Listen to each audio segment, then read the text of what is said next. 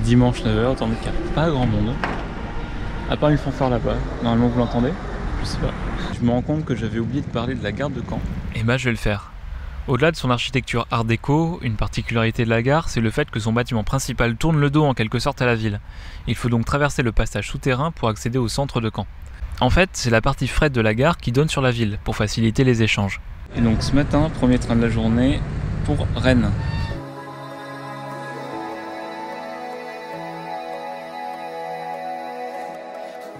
Le train n'est pas encore arrivé, j'espère juste pas avoir un AGC.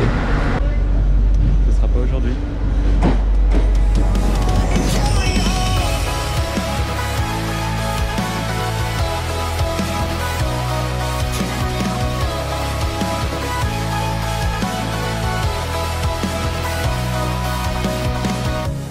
Vu le tracé de la ligne, on pourrait s'attendre à ne pas s'arrêter à Granville. Pourtant, tous les trains circulant sur la ligne font maintenant accrocher par la grande ville, ce qui oblige le conducteur à changer de cabine pour repartir dans l'autre sens.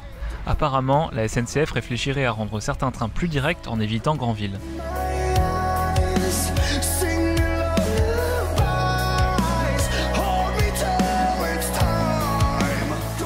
Vous le remarquez sur la carte, je continue jusqu'à Rennes alors qu'une voie existe entre Dole et Saint-Brieuc. Sauf qu'elle est actuellement fermée pour travaux, donc je suis obligé de passer par Rennes. D'ailleurs, la ligne est à voie unique et non électrifiée depuis Lison, elle est donc plutôt secondaire et assez mal desservie. Les deux autres portions sont assez classiques, à double voie et électrifiées, car empruntées par des trains grandes lignes vers Paris.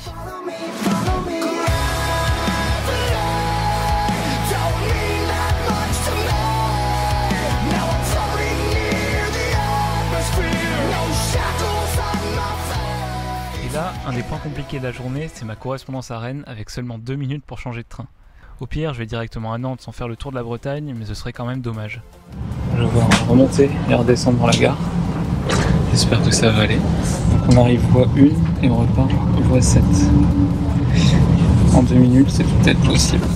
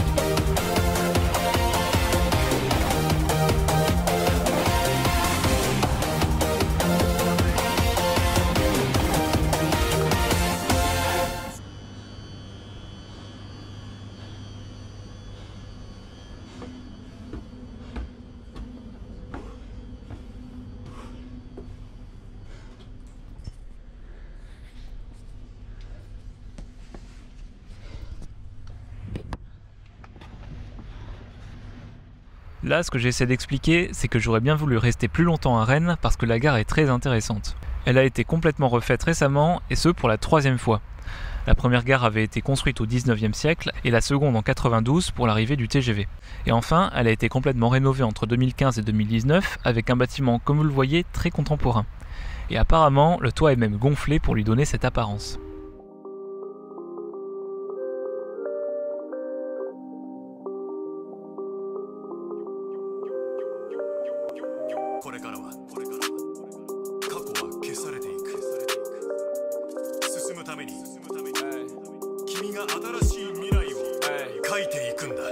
La première fois que j'ai vu la vérité en face, j'ai dû comprendre le système qu'on mettait en place. Nos cerveaux sont complexes et beaucoup de nos attaches, on les crée nous-mêmes avec ce qu'on montre et ce qu'on cache. Est-ce que ma vie se résume à générer du cash? La ligne jusqu'à Brest est plutôt ordinaire, mais elle est quand même présente sur pas mal de cartes postales grâce à son viaduc à Morlaix. Forcément, là on passe dessus donc on voit pas grand chose, mais vu d'en bas, c'est tout de suite autre chose. Personne t'apprend à penser par toi-même, la réponse est dans la question. Mais le jour où tu décides de sauter les barrières et de voler comme un esprit libre, tu sentiras même... Bah Brest c'est sa gare.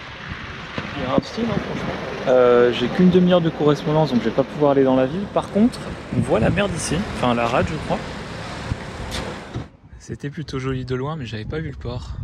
Forcément, il y a plus joli. Je pense que cet emplacement proche du port n'est pas un hasard, vu que le train était, à une époque, surtout utilisé pour le transport de marchandises. Une liaison directe à la mer était donc indispensable.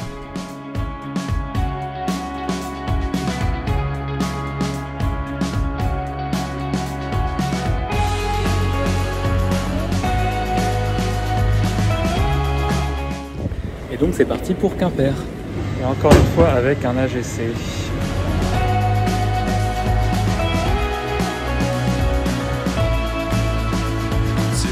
Encore une fois, cette ligne est à voie unique non électrifiée, mais elle traverse les beaux paysages côtiers bretons. Elle avait d'ailleurs été rénovée il y a 3 ans, ce qui fait que le temps de trajet n'est pas si long que ça pour une ligne de ce type. À peine 1h20 pour 80 km.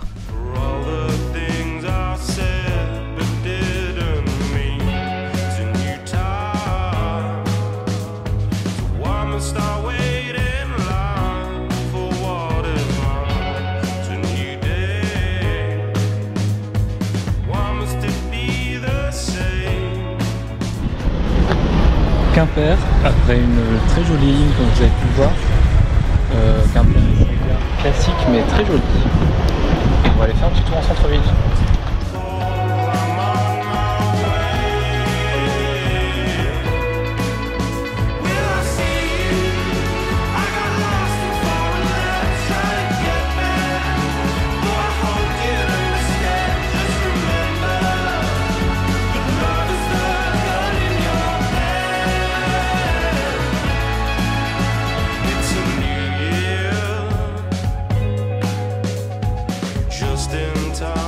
C'est donc un ZTER qui me conduira jusqu'à Nantes. Apparemment il se coupe à Brest, j'ai pas bien compris, c'est pas indiqué, mais voilà, direction Nantes.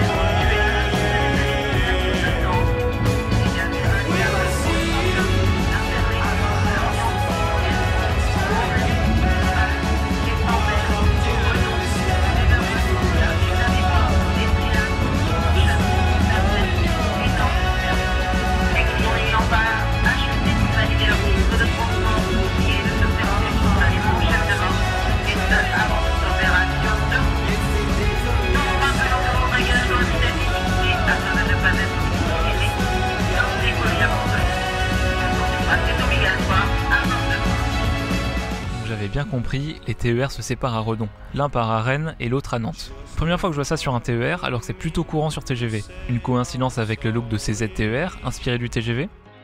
En arrivant à Nantes, on croise le lieu unique, l'ancienne biscuiterie Lu. Lieu unique, vous voyez? Et c'est aujourd'hui devenu un lieu culturel. Bon, et bah Nantes, avec sa nouvelle gare, qui n'est pas encore ouverte d'ailleurs. Je vais m'arrêter là pour aujourd'hui, il est déjà 21h30. Je repars demain du coup de Nantes. Voilà, à demain.